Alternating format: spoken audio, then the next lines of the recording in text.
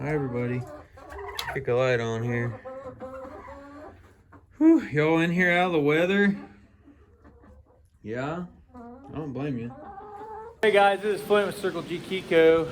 As you can see, it is a muddy mess. Here goes my brother Cade in the tractor. He's going to hay. Had to use a tractor just to get into the pastures.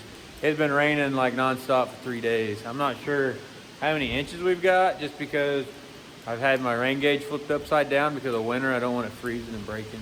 Here in about 3 days, 4 days, we should start kidding out goats. This is awful weather to be kidding out goats. It's cold, it's rainy, it's muddy, all the barns are wet, all the hay in the barn's soggy.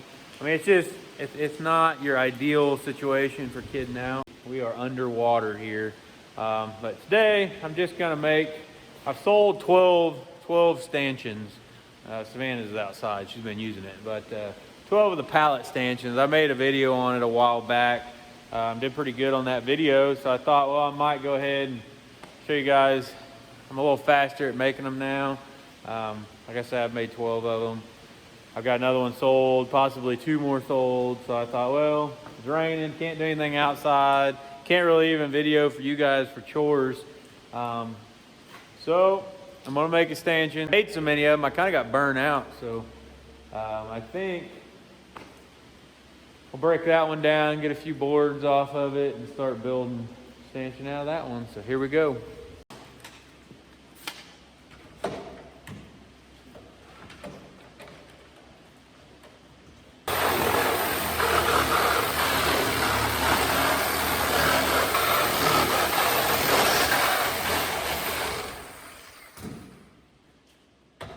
Sawzall works fantastic. First video I made, I was breaking down pallets, like just beating them with a hammer, beating them apart and then driving the nails out. And that is not the way to do this, guys. Like I said, I was just kind of learning and testing the waters as to what worked best and what didn't work, and that worked. But my arms are tired after I got done. You have a lot of nails to throw away, and it took forever.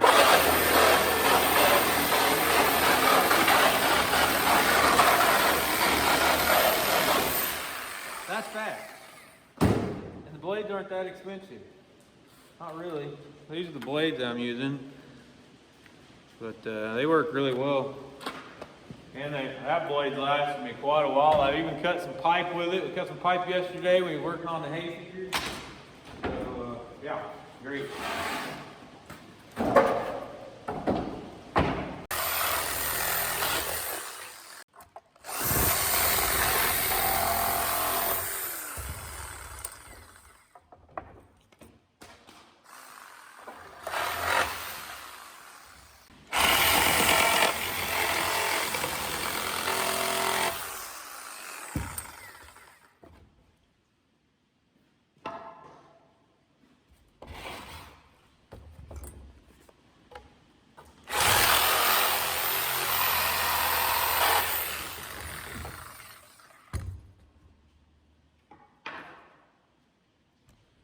Probably the trickiest part is these center boards and having to wedge your blade underneath to cut, but it's really it's not terrible. I mean, once you do it a few times with this longer blade, it's pretty flexible and it's really thin. So I'll show you guys, just kind of watch, kind of jab it in. I know kind of where the nails are at, I kind of just jab in and go for it.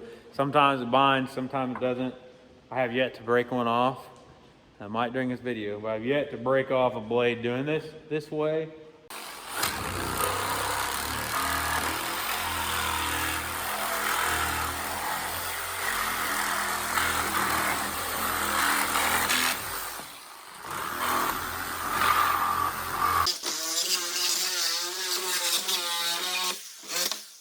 As you guys can see, I mean, once you get it kind of wedged in there and get running with it, you can just chop it right off. So I'll do the same to this one, and then this pallet will be broke down. A bit of a gap, sorry. You can get that blade right in there. See, guys?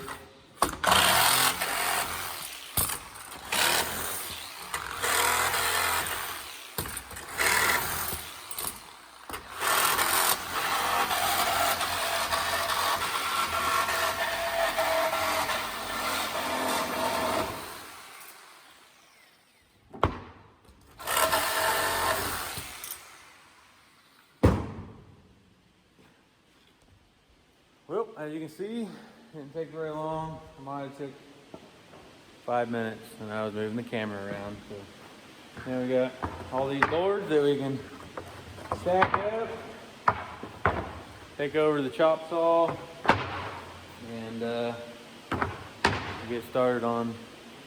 Whoo, she's raining now. Crazy. Ditch is full. I made a video the other day, a short, my ditch, my hot fence is underwater, and I was like, oh, my fence probably grounding out. I had some comments like, well, duh, you put it in the bottom of a ditch, what'd you expect? I'm like, yeah, I put it in the bottom of a ditch. I think I know that I put it in the ditch. Calm down, I was just joking. It's a joke. The ditch is not full of water, way more than it is full of water.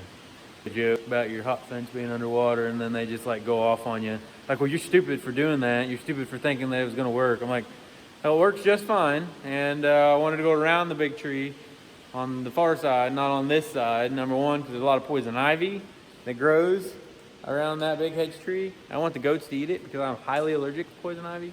And I didn't want my fence to be like wanky and go around and leave this big weed patch, because that grows up big and tall in the summertime. And I don't like to mow over there because of sticks and trash and logs and whatnot that surround that tree. So I'd rather my fence be in my ditch and be underwater 3 times a year than have a big old stretch of grass that's not being utilized, that the goats can't get to. You guys can comment whatever you want. I don't give a darn. But that's why I did that. It is underwater right now. That bottom wire is like 8 foot underwater right now. Back to stanchion. Sorry, got off on a different subject. But here's the. I think this is the base I'm going to use. The first batch of pallets that I picked up were fantastic. There was like barely any that were broken. The majority of them were great. And now I'm dealing with like this one. I cut it down. And I had to remove these 2 boards, that end board, because of them being broke. And I'll have to add in better ones. I'm stapling all along this side. That way, if it does split, that the boards all stay on there for whoever's buying them. I don't want boards popping off. And yeah, I mean, I'm not charging very much for these stanchions. So really, for my time and the money I'm putting into them, they're pretty darn cheap.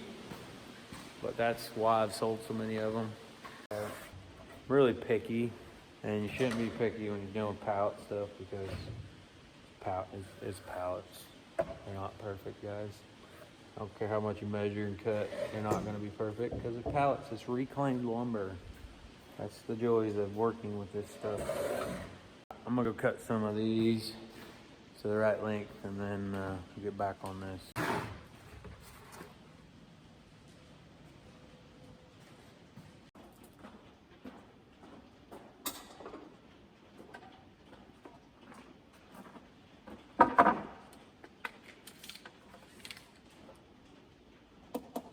Cutting all these 20 and a half is what the stanchion width is. I've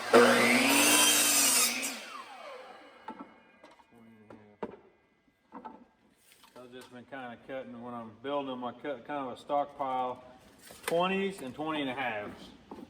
I use the 20s are my uprights for my head gate. And then the 20 and a halves are like boards that go the full length across.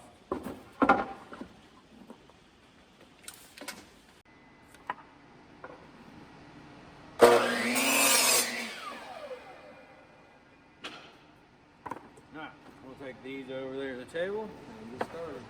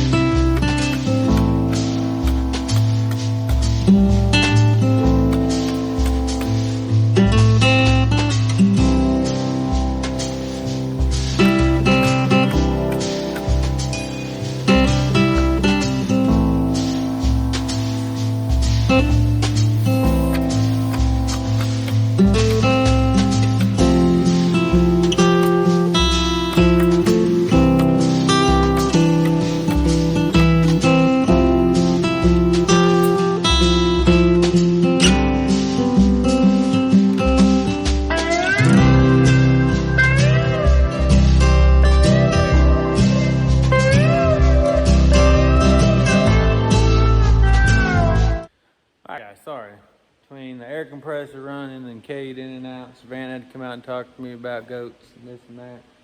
This is what I've got done. We got the bottom boards replaced. I've got, you can't see it on here, but we got the end boards. We got the ends capped, so it's all tied together. As you can see, I was pre-drilling all my holes. Started doing that after the very first one I built because the boards were cracking out because it's pallet lumber there again. So if you're building out pallets, just go ahead and pre-drill your holes before you start. It'll make you a lot happier than you halfway through a project and then you have a board split out and ruin the whole thing for you. So head gate, I go 20 inches up. This up right here, I cut a little bit of an angle. I don't know if you guys can see that. There's a little bit of an angle cut on this board. It's behind this front board. And that allows this upright to open more. It allows it to clear. And I just kind of guesstimate. I've done enough of them now. I just kind of draw a line and cut it real quick before I put it on there. I sandwich everything together with screws. I staple everything. Everything's stapled. And then as I go along, on certain spots I sandwich. So I put this 2x4 behind, which is screwed down to the floor, screwed down to these side 2x, and then I sandwich everything on the front is sandwiched, and then when I get done, all of this will be screwed up here and sandwiched together. So it's like super, super, super strong. What I do is put that board across the front, and then I have to build my uprights, and then I have to cut my notch for my head gate and everything. They're not hard to build, guys. Anybody can do it. If you got a saw, you can build something similar. It might not look the same. It could be your own creation, and that's okay. So anyways, so I guess now I need to go back and find 2 boards that aren't cracked, that look like they're gonna hold up to a goat pulling and pushing on them for my uprights. I'll go ahead and find them, get them ripped down to 4 inches real quick. Guys, so that's gonna be the next thing, figuring out and drawing, tracing out for my head gate. I want this end to be the top. I already cut them both squares. They both match. This end's gonna be hidden. You won't see this end. So what we're gonna do is we're gonna measure up on the shape. On this here, I need my hole to start at whatever this height is, which I already know is 20 inches, but just showing you guys. So from here, we're gonna mark up from the bottom 20 inches, and then we will take, this is what I've been using for how big I make my head gates. So then I trace around this, that's my bottom, and then this is my top, and I just kind of, whatever looks good, depending on which one. Each one's a little different, they're all custom. So that's gonna be there, and then we get straight edge, which I use my level, if at all possible. And then we join these half circles together with a line and a line. Now we just gotta cut that out. When you're doing this, watch where the fingers are on this hand. A lot of guys will get really busy and not pay attention and cutting your fingers. I don't know that you'd cut them off, but you'd sure mess them up. Look like an angry beaver got after you. So just make sure you watch where this hand is when you're working, because you get into your work and you lose track where your fingers are. So always be conscious as to where this hand is when you're working.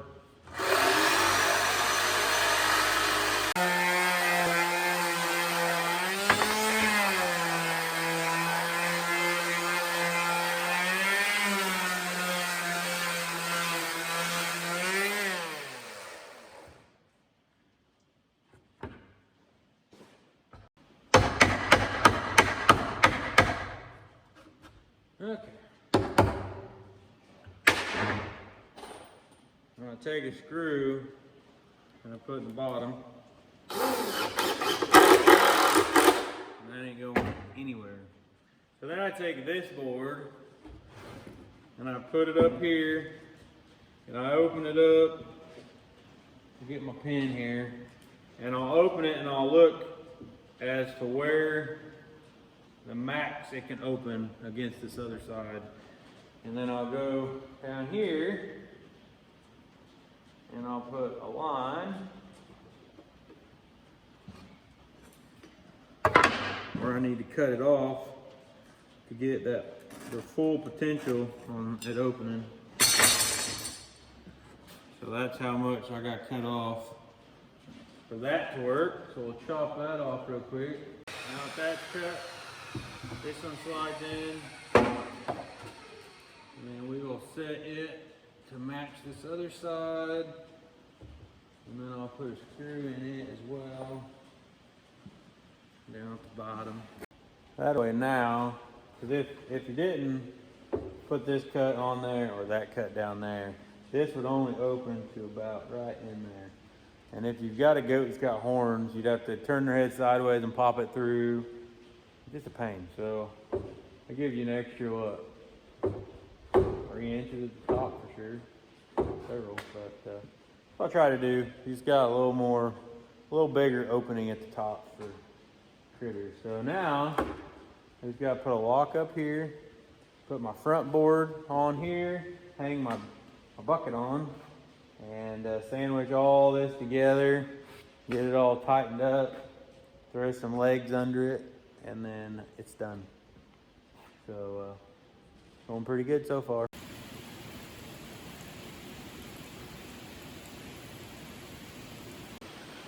Okay guys, here's what I got done.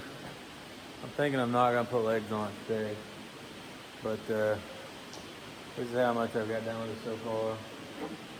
I'm saying the front board, you can use pretty much whatever you want. You just gotta put like a piece of 1x material in here for a gap so that these tubs can fit on it. And then they're made for 2x thickness, this is, so if you want it to fit on there fairly decent, that's what you're gonna want.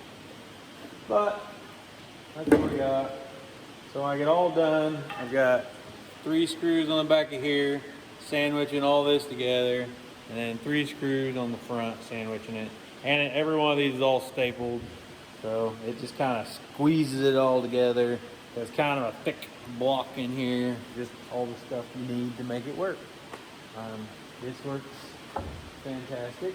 But yeah, so that's the rainy day project. If I was really ambitious, I'd go grab one of them metal racks and start working on a hay feeder for a buck pen, but you can see just a downpour out here right now. Pouring. If it would stop raining for a couple minutes, I'd go walk around the farm and check on all the animals, let you guys see everybody, but I don't know if it's gonna stop or not. Brightening up out here, but it's still raining. Well guys, as you can see, I get all the runoff off the field. Sorry, I'm trying to keep the rain off my camera. But the culvert is about as full as it can be. Comes in off the road, and the fence gets a little wet. I mean, once the water goes down, it don't take long for it to get off the field, but I'll have to come clean all the debris off the bottom insulators. But it's not too bad. Like I said, I would have had to went up around this tree, and then all this would just been grown up this summer. But now, the goats and llamas will keep it all cleaned up, and don't have to worry about it. I just wish this rain would move out, leave us alone for a while. I think we've got plenty. Hi, buddy. Man, you are wet. Oh, poor buddy. Poor buddy. Yeah, I think you already had your bottle for today, booger. Yeah, I know. Poor thing. It's crazy. Savannah was out here the other day. She sent me a video while I was at work. She was standing in the box car. It started downpouring. The llamas walked over there and just stood out there in the rain versus getting in that brand new building I built them. Soaked. I mean, it was coming down hard. All I had to do was walk 20 feet over and go in that building. And they just stood out there in the rain like it wasn't even bothering them. I was like, well, maybe Maybe the rain doesn't bother them. Everybody's out here, a little break in the weather. All the animals are out here getting out of the buildings for a few.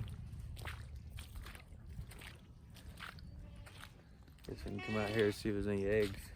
I know I told you guys before, but llamas poop in one spot. That is just all llama poop. One big pile. One pile here.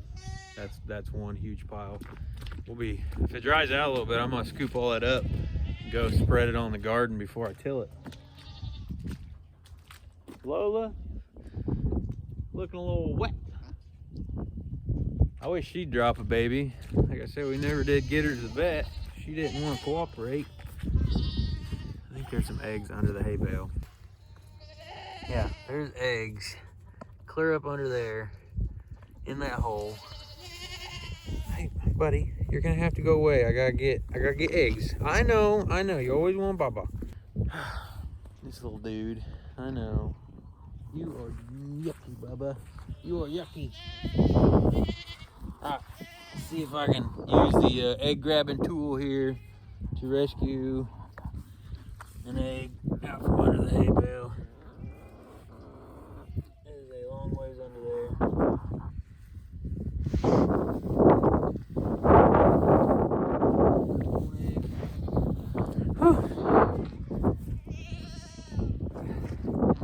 Just one.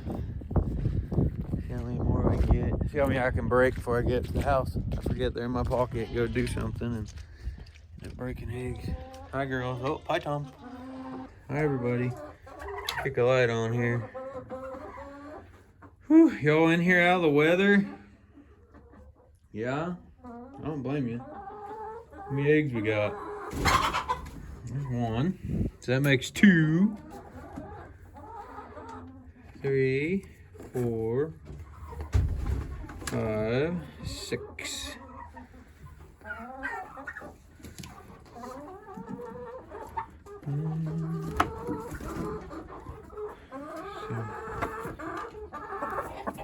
You got any eggs under you?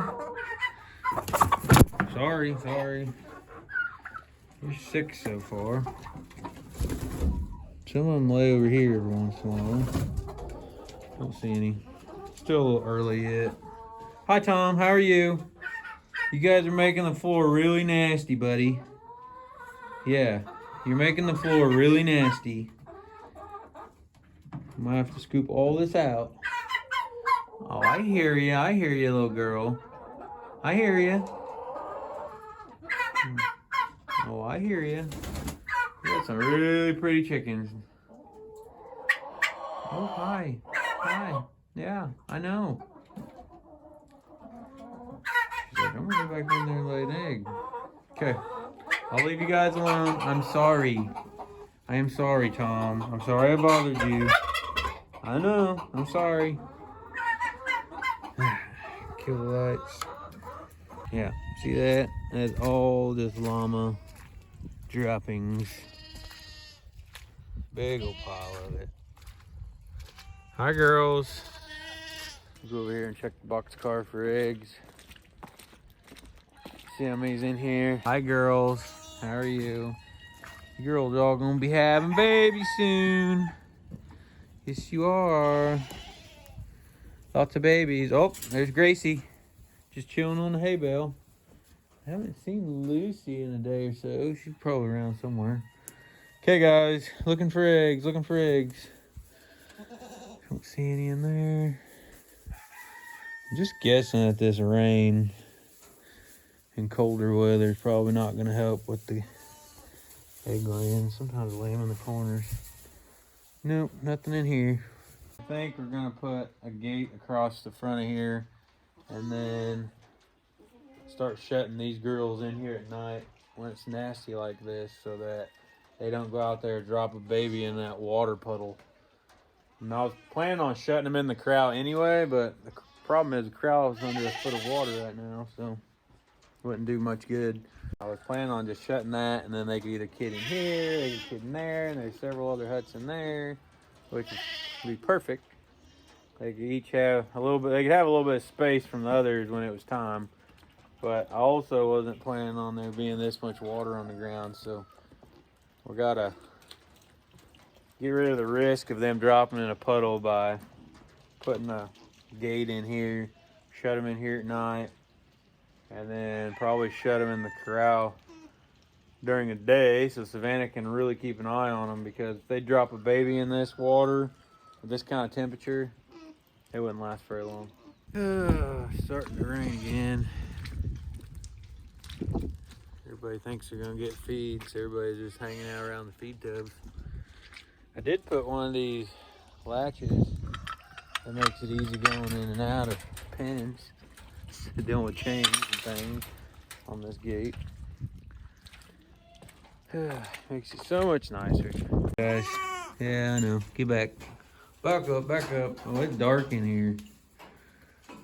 Can't see Jack. Hi, babies. How are you? I can see better on my camera than I can my own eyeballs. There's one. One egg, 2 eggs. So that's 8. Yeah, I hear you guys, I hear you. It looks like we just got 8 today.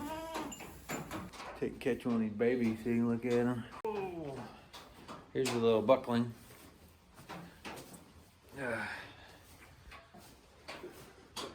Little buckling. Hi, buddy. They're growing. Still as cute as ever, aren't you? Yeah, still as cute as ever. Well, guys, just booked it back over here to the shop. Just started raining again. Surprise, surprise. But I think I'm pretty well done for the day. I was glad to be able to get out and check the animals without getting completely soaked. Appreciate every one of you guys for watching. If you like our content and you're new to our channel and you haven't subscribed, go down there to the bottom, hit that subscribe button. That helps us out. And we appreciate every one of you guys that's watching our videos and following along. And like always, guys, until next time, God bless you from Circle G Kiko.